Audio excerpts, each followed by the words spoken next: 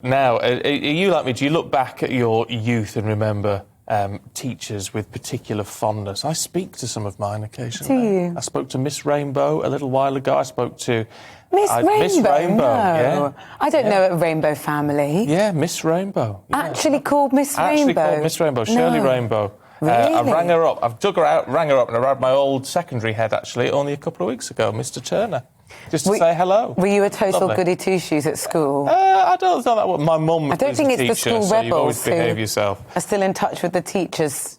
But you know, I just think it was nice. It was with both of those. I just rang up to say thank you for everything that they'd done, and I think it's a nice thing to do. That is nice. Well, Mrs. Rainbow, Miss. You're watching, Miss Rainbow, if you're watching, well done. Yes, now, but of course, teachers are struggling. And there's a new survey out, Rosie, isn't there? Yeah, I think struggling is almost an understatement. Nearly half of England's teachers plan to quit the classroom within 5 years. That's certainly the case for Sarah Hashimy, who decided to leave her job after 2 years, is now a supply teacher, joins us in the studio. Thank you so much for your time. Talk us through the process. You've committed to train as a teacher, you're in the classroom, and you just think, actually, this isn't for me. Yes, thank you for having me. It has been difficult. Obviously, we've gone through the pandemic, so that's another issue that's arisen during my teaching.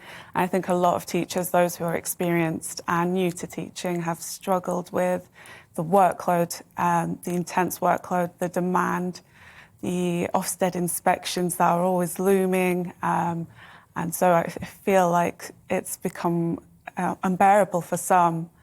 Yeah, I mean, is workload the issue? I know from my youth, when Mum was still teaching at primary school, same as you. I mean, the workload was relentless then. I mean, you wonder whether it's even getting worse. It is definitely, most definitely. I know that a lot of people say we have holidays and we have time, but we're making, I think research shows 1,500 decisions per day. So that's, we're suffering from fatigue. It's becoming too intense with the demands from the government, from senior leadership, where we have so many hats that we're putting on. When you talk about workload, you're in primary school. Before you quit, just talk us through what a normal day would look like. I would ensure that I would come in extra early just in order to prepare the classroom, make sure that the day runs smoothly. Obviously, things happen that you don't anticipate, Yeah, you don't anticipate. We have also the children to come in. We want them to feel safe. So any issues that we have, we leave those at home. We try our best. I think a lot of teachers, it's like acting, I suppose. Even if you're having a bad day, you need to get through it and make sure the children can access their learning.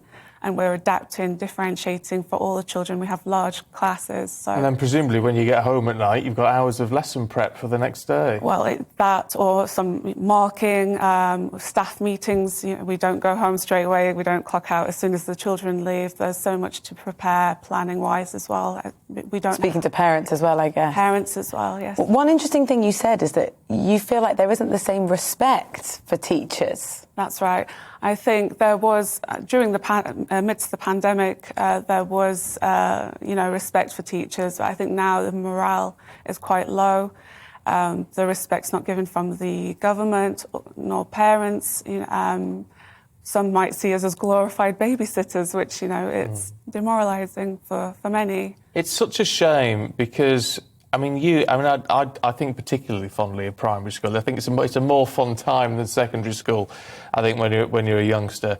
But you shape lives so much. I mean, that's so crucial in a child's development. It really is, and if we don't have those people in this profession doing that, then it's quite worrying, and that's why teachers get into it. If you ask the majority of them, is to make a difference for the children, and you're helping the, create future leaders. And yeah.